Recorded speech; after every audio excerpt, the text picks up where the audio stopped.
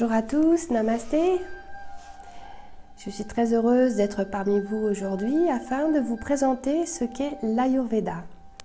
L'Ayurveda est un terme sanskrit qui signifie connaissance de la vie ou de la force vitale. C'est un système de guérison, si vous voulez, qui date de plus de 5000 ans. Il est apparu en Inde, a été très longtemps suivi jusqu'à une certaine période de l'histoire où a été complètement oublié et est revenu en 1950 petit à petit et encore plus aujourd'hui où l'on l'utilise, on le pratique de façon un peu plus régulière. En Inde, l'Ayurveda est donc un système de guérison qui nécessite 10 ans d'études pour être médecin ayurvédique. L'Ayurveda considère l'individu dans son ensemble, à savoir le corps, l'esprit, les énergies, la spiritualité, qui ne veut pas dire religion, mais plutôt la philosophie, la sagesse. Et puis aussi, la base de l'Ayurveda est de considérer les 5 éléments, qui sont les terres, l'air, le feu, l'eau et la terre. Tous ces éléments qui constituent la nature, nous constituent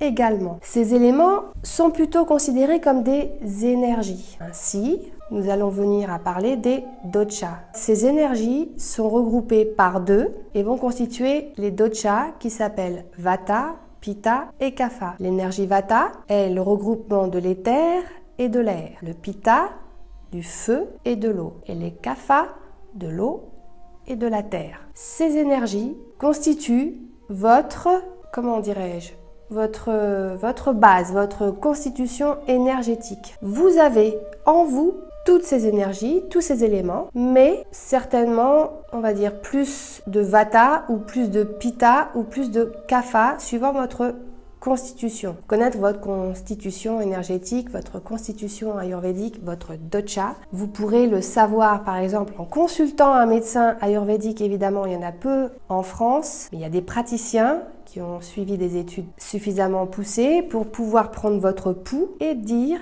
quel est votre dosha. Mais vous pouvez aussi remplir des questionnaires que vous trouverez sur des sites comme Ayurveda en France, par exemple, où vous pourrez remplir des questionnaires sans trop réfléchir, parce que si vous passez plus de temps à réfléchir avant de répondre, ce sera pas naturel et du coup difficile pour déterminer votre constitution. Mais de là, vous pourrez savoir si vous êtes quelqu'un plutôt Vata, plutôt Pitta ou plutôt Kapha. Les doshas vont pouvoir déterminer ce qui va chez vous ou ce qui ne va pas, ou ce qui peut être amélioré. C'est-à-dire que par exemple, si vous allez voir un praticien ayurvédique, il va vous poser plein de questions et surtout pas la première qui est « tu as mal où ?» mais « quel âge as-tu ? Quel travail fais-tu ? Qu'est-ce que tu manges ?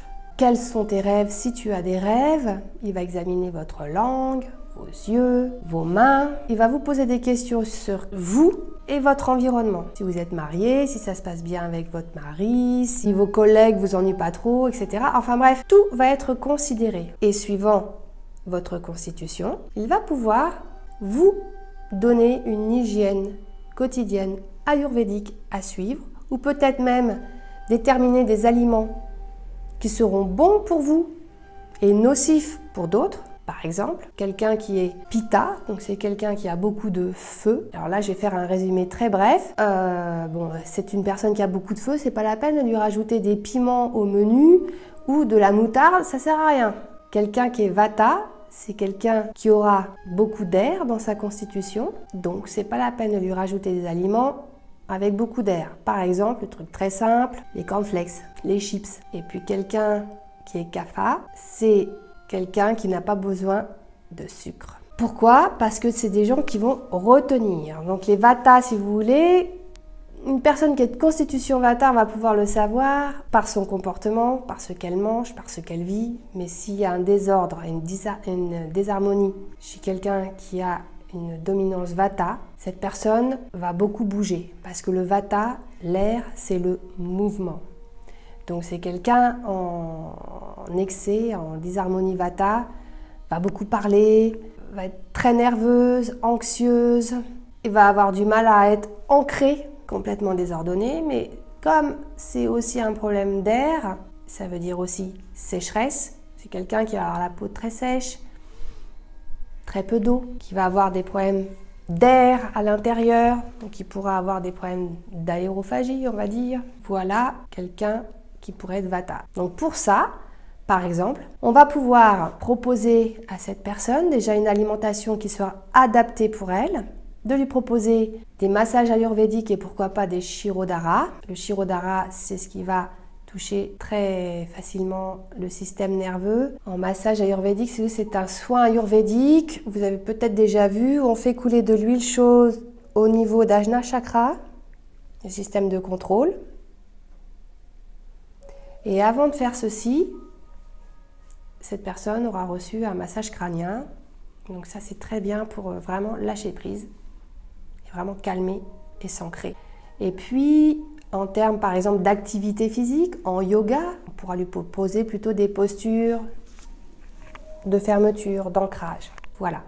Par exemple, quelqu'un qui est Pitta, c'est-à-dire qui a beaucoup d'éléments feu, en désharmonie Pitta, elle risque d'avoir beaucoup de colère, de se faire de la bile, d'avoir des problèmes de compétition aussi. C'est quelqu'un qui voudra bien faire des activités, mais en compète.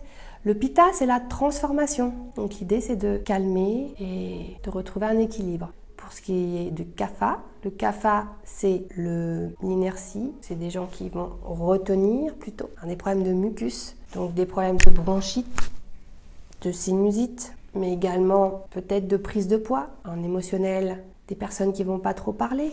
Ils vont tout garder en eux. Alors, pour ces gens-là, pareil, on va adapter l'alimentation, on va adapter des activités plutôt, par exemple en yoga, plutôt des salutations, parce que les kaphas n'aiment pas trop bouger, mais par contre, une fois qu'ils commencent, c'est super, il faut continuer.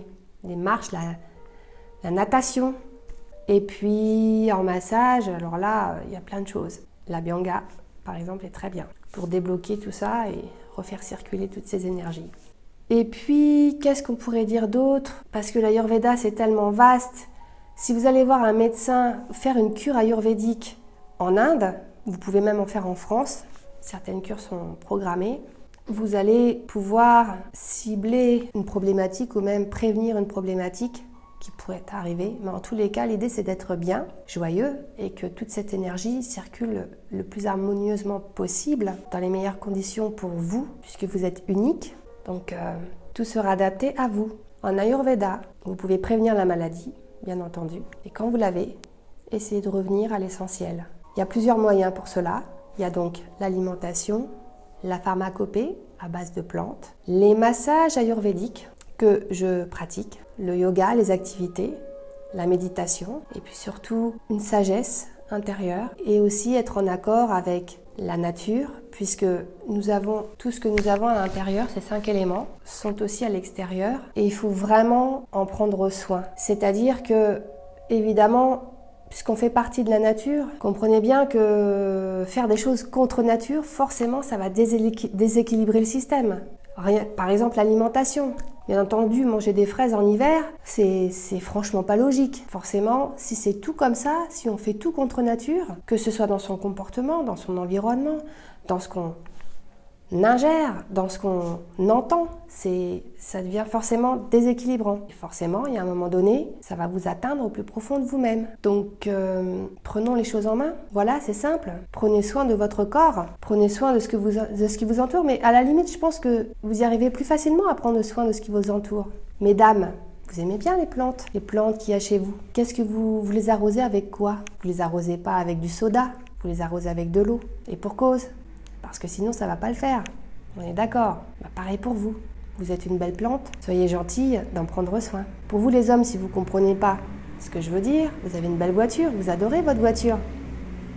Bon, imaginons, c'est une super voiture de sport. Donc, elle roule au super. Bon, clairement, vous n'allez pas lui mettre du diesel. Sinon, ça ne va pas le faire. Voilà. Et c'est pareil pour votre corps, pour votre esprit. Prenez-en soin. Prenez-en soin et surtout, soyez heureux. Si vous voulez en savoir plus sur l'Ayurveda, si vous voulez avoir des rendez-vous avec des praticiens dans leur spécialité, que ce soit l'alimentation, que ce soit les massages ou bien même un praticien qui a suivi des études de médecine ayurvédique et qui pourra tout prendre dans son ensemble, je vous invite, si vous voulez, à aller voir le site Ayurveda en France, le site des professionnels en Ayurveda, où il y a une rubrique où il y a les praticiens partout en France. Donc il suffit de taper le département où vous êtes et puis vous pourrez trouver quelqu'un qui est praticien en Ayurveda et commencer à prendre soin de vous. Moi-même, je suis praticienne en massage ayurvédique. Voilà, et j'exerce en Eure-et-Loir et dans le Tarn-et-Garonne. Voilà, je vous dis à bientôt peut-être. Et portez-vous bien, soyez heureux. Namasté! Mon précieux, mon trésor, si tu souhaites rejoindre la communauté du Akasho, à la chaîne tu dois t'abonner. Petit hobbit joufflu.